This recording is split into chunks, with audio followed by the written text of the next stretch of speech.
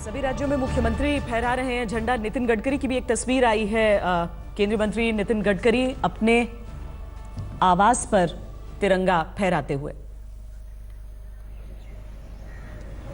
ये परंपरा है, अपने मंत्रालयों पर जो भी मंत्री हैं एक बार झंडा फहराते हैं और उसके बाद सब राजपथ पहुंचते हैं और सब लोग प्रधानमंत्री से पहले राजपथ पहुंचते हैं, क्योंकि वहां 10 बजे राष्ट्रपति झंडा फहराते हैं और उसके बाद अशोक चक्र, जो देश का सबसे बड़ा सैन्य सम्मान है शांतिकाल में, वो आज प्रदान किया जाएगा। लेकिन उससे पहले करीब 9:30 बजे प्रधानमंत्री जाएंगे इंडिया गेट पर और इंडिया गेट पर प्रधानमंत्री नरेंद्र मोदी अमर जवान पर श्रद्धांजलि अर्पित करेंगे, श्रद्धा सुमन अर्पित करेंगे उन वीर रणबांकुरों को जिन्होंने अपने प्राणों का सर्वोच्च बलिदान दिया। संयुक्त अरब अमीरात की तरफ से तमाम खास मेहमान भी इन तस्वीरों में आपको दिख रहे हैं, क्योंकि ये जो लोकतंत्र का पर्व मनाया जाएगा उसके साथ ही एक अनूठी साझेदारी की शुरुआत भी होगी इन दोनों देशों के बीच। और इसीलिए बुर्ज खलीफा की जो तस्वीर हम आपको दिखाते हैं, जहां पर तिरंगा आपको नजर आएगा।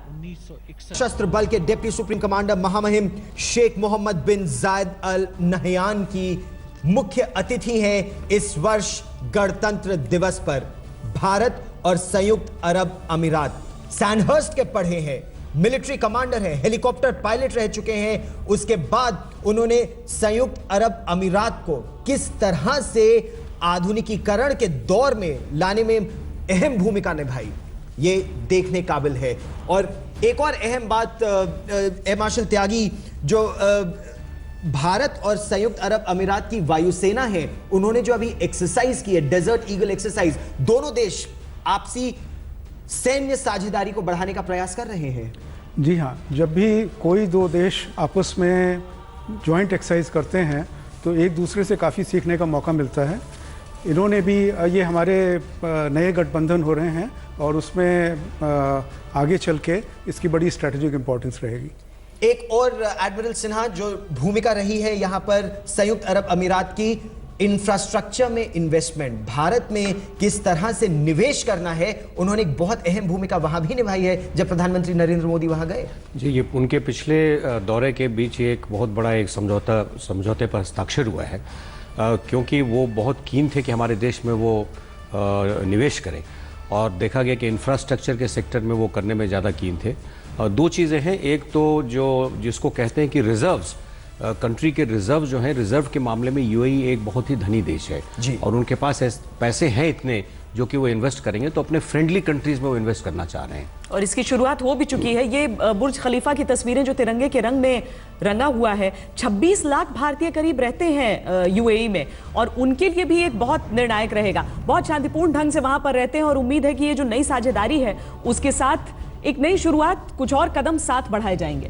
निश्चित तौर पर एक मंदिर को बनाने की अनुमति भी उन्होंने भारत को दी है। प्रधानमंत्री नरेंद्र मोदी ने इसके लिए उन्हें धन्यवाद भी दिया। और यही नहीं, 1974 में जब भारत ने अपना पहला परमाणु परीक्षण किया था तो संयुक्त अरब अमीरात एक ऐसा देश था जिसने भारत का समर्थन किया। गौरव, सबसे अहम बात जो मैं समझता हूं इस यूएई के साथ ये है कि इस समय टेररिज्म से जूझना बहुत ज़रूरी हो गया और इंटेलिजेंस शेयरिंग टेररिज्म के बारे में आपने देखा होगा पिछले दिनों में इसकी अच्छी खासी रिपोर्टें आ रही हैं कि यूएई और इंडिया एक टेररिज्म के ऊपर एक साथ मिलके इसको डिस्ट्रॉय करना चाहता है, ख़त्म करना चाहता है। और इसलिए इंटेलिजेंस शेयरिंग जो बहुत ज़रूरी है, और यूएई ऐसी जगह है जहाँ से इंटेलिजेंस आ सकती है और आती भी होगी शायद।